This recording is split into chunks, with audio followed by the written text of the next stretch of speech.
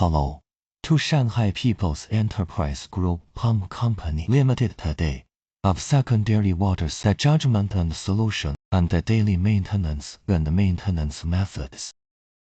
First of all, I will talk in order to facilitate the later repair and maintenance.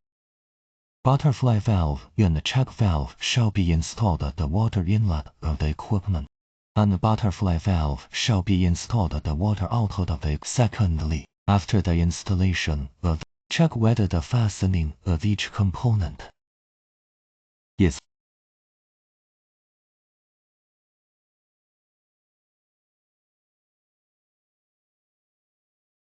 confirm whether the opening and closing status of each valve is completed. Fourth, open the exhaust valve bolt of the water pump to exhaust the water pump. Open the exhaust valve of the water outlet pipe to exhaust the pipeline. Confirm that the changeover switch reaches the manual inches when the control cabinet is powered on.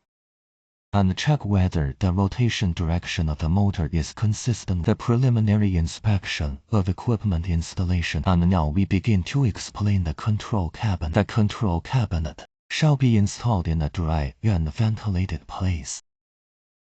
Wow! The power supply is wired according to the power cable. And we must ensure that the grounding function of the judgment and solution of minor faults.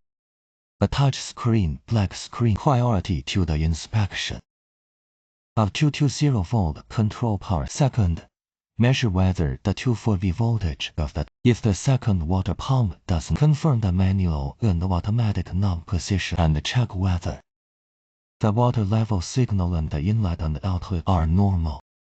The shaft of the third water pump is heat. Check whether the check valve is damaged and whether the water stop.